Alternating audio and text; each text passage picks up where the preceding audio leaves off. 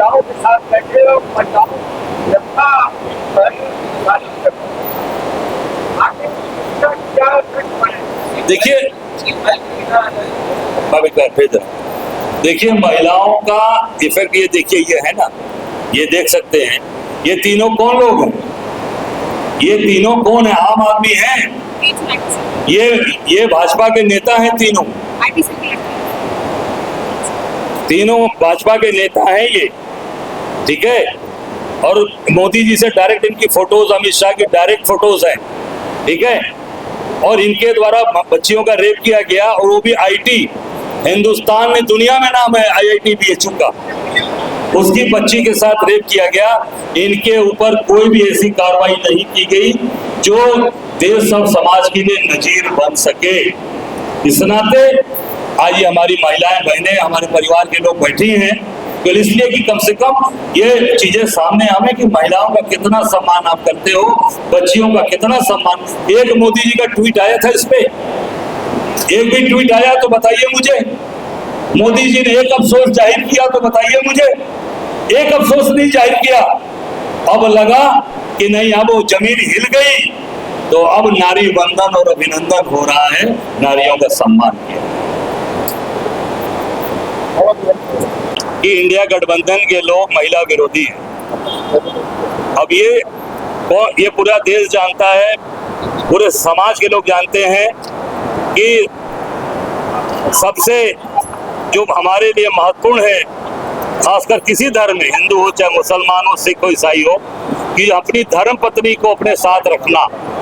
मोदी जी अपनी धर्म पत्नी का सम्मान नहीं कर पाए, जसोदा बेन का, और महिलाओं के सम्मान की बात करते हैं। जो व्यक्ति अपने जिसको मंगलसूत्र पहना के लाए उसको अपने साथ नहीं रख पाए, तो उनसे बड़ा महिला विरोधी कौन हो सकता है? सबसे बड़े महिला विरोधी हैं वो। देश में ऐसा प्रधानमंत्री नहीं कोई हुआ जो अपनी पत्नी को अपने साथ न रखा हो। पहले नरेंद्र दामोदर दास मोदी जी। दूसरा, अपने संसदीय क्षेत्र में जिन बच्चियों के साथ रेप हुआ, BHU की IT की बिटिया के साथ, तीनों भाजपा के नेता थे, उस पर एक बार भी अफसोस नहीं जाहिर किया मोदी जी ने। एक ट्वीट, पूरे ट्विटर चेक कर लीजिएगा, PMO का चाहे मोदी जी का, एक ट्वीट भी उस पर नहीं हुआ मोदी जी के द्वारा, ये गलत हुआ, अफसोस हुआ किया उस पर। और जब एक बार वो बच्चियां सड़क पर बैठी थी 2017 में रेप वाले इश्यूज पे, उसमें मोदी जी बनारस में थे, उन बच्चियों से न मिलकर रास्ता घुमाकर, गाड़ी घुमाकर भाग गए, बच्चियों से नहीं मिले, सीधे सीधे बच्चियों का अपमान किया। कोई भी जाते बच्चियों से पूछते तो ये भगोड़े हुए मैदान छोड़कर भाग गए, रास्ता गाड़ी घुमाकर वहां से दूसरी तरफ चले गए, और महिलाओं का ये सम्मान की बात करते हैं। और दूसरी सबसे बड़ी बात कि आज तक मोदी जी 14, 19 दोनों चुनाव में बनारस में एक दिन भी नहीं रुके थे। 2024 में उनके रुकने का क्या कारण है कि 2-2 रात रुक गए, भी नामांकन के पहले भी रुके और कल की रात को भी बनारस में रुके रहे।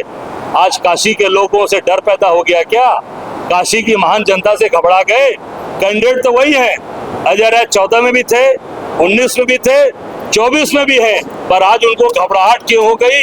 क्योंकि काशी की जनता जाग चुकी है, जाग गई है, अपने हक और अधिकार पर वोट करने जा रही है। बीजेपी के नेता है संदीप पात्रा, उनका भगवान जगन्नाथ जो है वो, आप देखिए, मैंने पहले भी कहा कि देखिए ये छद्मवेशी लोग हैं।